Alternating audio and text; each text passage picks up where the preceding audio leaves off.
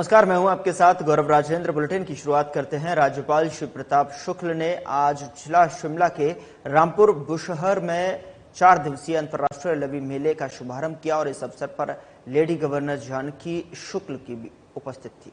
आपको बता दें कि राज्यपाल ने कहा कि सदियों से लवी मेले ने व्यापारिक मेले के रूप में अपनी पहचान कायम की है और वर्तमान में जो है प्रदेश की सांस्कृतिक उत्सव के रूप में उभर रहा है। उन्होंने कहा कि यह मेला प्रदेश की सांस्कृतिक विरासत को प्रतिबिंबित करता है, हमारे जीवन का अभिन्न अंग है। उन्होंने कहा कि प्रतिवर्ष रामपुर के जो लोग हैं व्यापारिक गतिविधियों में भाग लेने के साथ साथ परंपरा, एकता और सौहार्द की भावनाओं को सुदृढ़ करते हैं और इस अवसर पर विभिन्न सांस्कृतिक दलों ने रंगारंग सांस्कृतिक कार्यक्रम प्रस्तुत किए।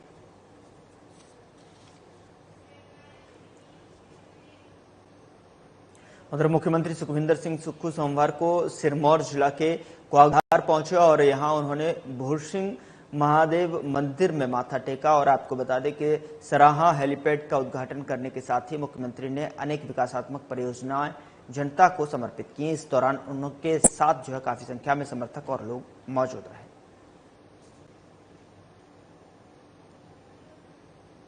देश की अर्थव्यवस्था सही ढंग से आगे चल रही है और हम 2027 में जो हमने कहा था उस आत्मनिर्भर प्रदेश की ओर आगे बढ़ रहे हैं। मैं ये भी कहना चाहता हूँ, हमारा सरकार का मूल उद्देश्य ग्रामीण अर्थव्यवस्था को मजबूत करना है। ग्रामीण अर्थव्यवस्था से मेरे परिचय गांव के लोगों के हाथ तक सीधे पैसा कैसे पहुंचे, उस दृष्टि से हमारी सरकार ने महत्वपूर्ण बदलाव किया है। आप जानते हैं कि हमने मक्की का मूल्य जो गोबर पर आधारित होगा 30 रुपए निश्चित किया है और गेहूं का मूल्य जो गोबर पर आधारित होगा 40 रुपया निश्चित किया है और गाय के दूध का मूल्य 45 रुपए किलो प्रति लीटर निश्चित किया है और भैंस का 55 रुपए प्रति लीटर निश्चित किया है। ये सब सरकार खरीदेगी। उससे ज्यादा अगर आप बिकता है तो वो आप मार्केट में बेच सकते हैं। कई और पहलुओं को हमने ग्रामीण अर्थव्यवस्था में मजबूत करने के लिए मनरेगा की जो दिहाड़ी थी, जो पहले 240 रुपए हुआ करती थी, जब से मनरेगा बना है हमने उसमें 60 रुपए की महत्वपूर्ण वृद्धि की ताकि लोगों के हाथ में सीधा पैसा पहुंचे। उधर कौशल विकास एवं उद्यमिता मंत्रालय भारत सरकार के अधीन चल रहे जन शिक्षण संस्थान मंडी के कौशल दीक्षांत समारोह में पूर्व मुख्यमंत्री और नेता प्रतिपक्ष जयराम ठाकुर ने बतौर मुख्य अतिथि शिरकत की और उन्हें प्रमाण पत्र वितरित किए। बता दें कि सरस्वती विद्या मंदिर परिसर में हुए इस दीक्षांत समारोह में प्रशिक्षुओं को संबोधित करते हुए पूर्व मुख्यमंत्री ने कहा कि प्रधानमंत्री नरेंद्र मोदी ने स्किल इंडिया की शुरुआत करके युवाओं के लिए रोजगार की राह आसान की है और आज करोड़ों लोग स्वरोजगार से आत्मनिर्भर हुए हैं। हमारी पूर्व में रही प्रदेश में सरकार ने भी कई योजनाएं ऐसी चलाई जिससे लोगों को स्वरोजगार चलाने के लिए मदद मिली है। इस कार्यक्रम का उद्देश्य उन लोगों को सशक्त बनाना है जो औपचारिक शिक्षा से छूट गए या जिनके पास कौशल की कमी है। ये प्रशिक्षण प्राप्त लाभार्थी अब रोजगार प्राप्त करने के साथ साथ स्वरोजगार भी शुरू कर सकते हैं और जिससे कि इनकी आर्थिक स्थिति मजबूत होगी और समाज में आत्मनिर्भर हो जाएंगे। आने वाले समय में इस दिशा में हम लगातार प्रयत्नशील रहेंगे कि अगर कमियां रही उनको और ज्यादा बेहतर ढंग से हम कैसे ठीक कर सकते हैं, अच्छा कर सकते हैं समाज के लिए। ऐसा हम प्रयत्न करते रहेंगे और आजकल विपक्ष के नाते हमारी जिम्मेवारी बड़ी साफ है, स्पष्ट है। अच्छा काम सरकार करेगी तो स्वाभाविक रूप से हम अभिनंदन करेंगे। सहयोग देने की बात होगी, सहयोग भी प्रदेश सरकार के में बात कर रहा हूं, लेकिन जहां काम गलत होगा तो ये हमारा धर्म है, ये दायित्व है और मेरी संगठन ने हमारे ऊपर ये दायित्व छोड़ा है तो वहां पर सरकार को टोकना है। उधर हिमाचल प्रदेश में मुख्यमंत्री के लिए आए समोसों की जांच पर सियासी घमासान लगातार जारी है। बता दें कि बीजेपी इसको लेकर लगातार सरकार पर निशाना साध रही है, तो वहीं सुक्खू सरकार ने जो है सीपीएस संजय अवस्थी ने चिन्ह पर जो है पलटवार किया है। और मुख्यमंत्री का इस प्रकरण से कोई लेना देना न होने की बात कही है और बीजेपी पर हिमाचल को बदनाम करने के आरोप लगाए हैं। साथ ही संजय अवस्थी ने सोमवार को बाकायदा सचिवालय में इसको लेकर पत्रकार वार्ता कर कहा कि कांग्रेस सरकार के 2 साल के कार्यकाल में मुख्यमंत्री के नेतृत्व में व्यवस्था परिवर्तन के जो शुरू कर हिमाचल को स्वावलंबन बनाने के लिए मुख्यमंत्री प्रयासरत हैं, लेकिन विपक्ष 2 वर्षों को जो है कार्यकाल में जो भूमिका निभानी है उससे हिमाचल की लोकतांत्रिक परंपरा को आघात पहुंचा है। हाँ, हमने इन लगभग 2 वर्ष के सरकार के कार्यकाल में माननीय मुख्यमंत्री ठाकुर सुखविंदर सिंह सुक्खू जी के नेतृत्व में व्यवस्था परिवर्तन से शुरू कर हिमाचल प्रदेश को स्वावलंबी और आत्मनिर्भर बनाने के लिए हमारे जो प्रयास जारी हैं। मैं ये पूछना चाहूंगा अपने विपक्ष के साथियों से कि इन लगभग 2 वर्ष के कार्यकाल में आपकी जो भूमिका रही उससे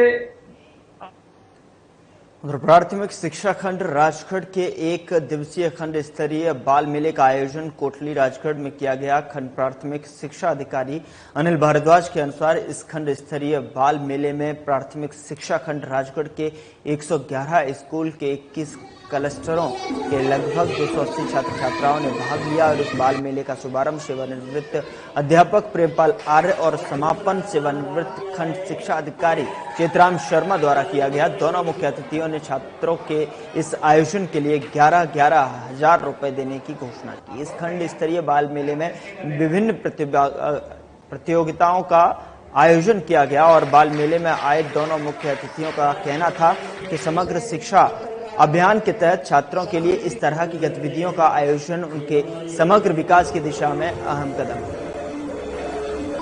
आज राजगढ़ खंड का 1 दिवसीय बाल मेला बीआरसी ऑफिस राजगढ़ में मनाया गया। इस मेले में राजगढ़ खंड के 21 केंद्रों के 270 छात्र छात्राओं ने भाग लिया।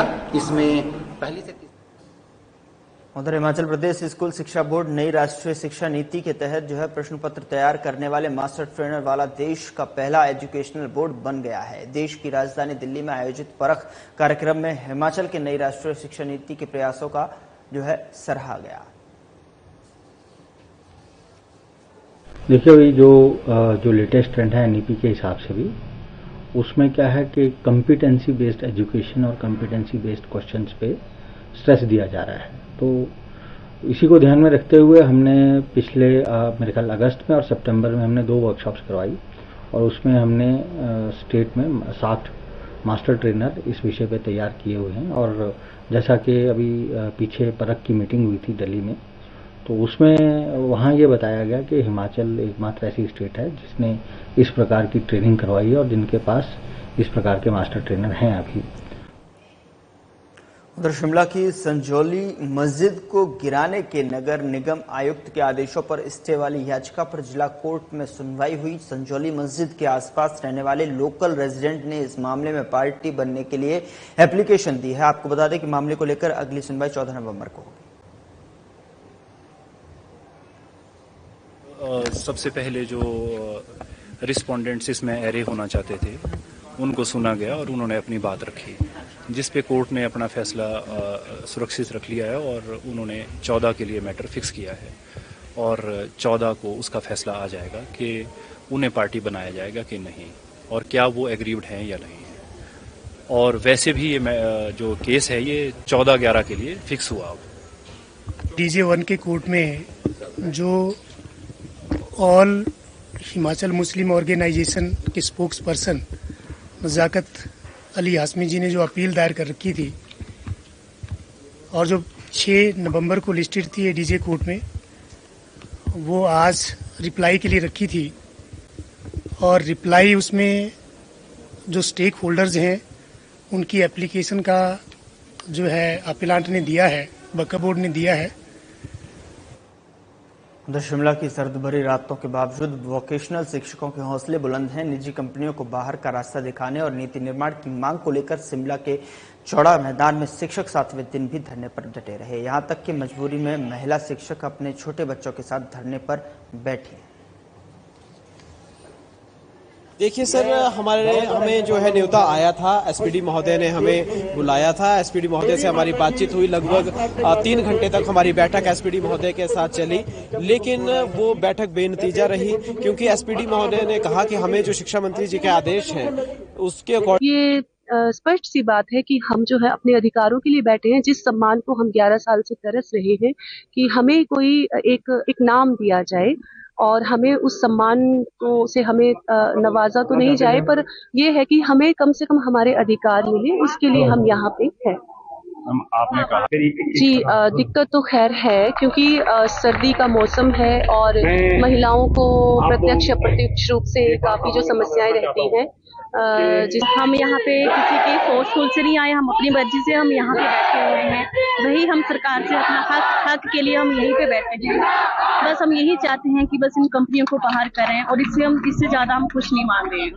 तो हो रही है क्योंकि हम भी अपने परिवार को छोड़ के आए हैं, साथ में बच्चे भी आए हैं। इनको रात को मतलब सही से सुलाना खिलाने की बहुत प्रॉब्लम आती है, लेकिन ऐसी यहाँ पे कोई प्रॉब्लम नहीं आ रही है। और मतलब हम थैंकफुल करना चाहेंगे अपने परिवार का, अपने फैमिली का, जो हमें सपोर्ट कर रहे हैं। फिलहाल बुलेटिन में इतना ही। नमस्कार।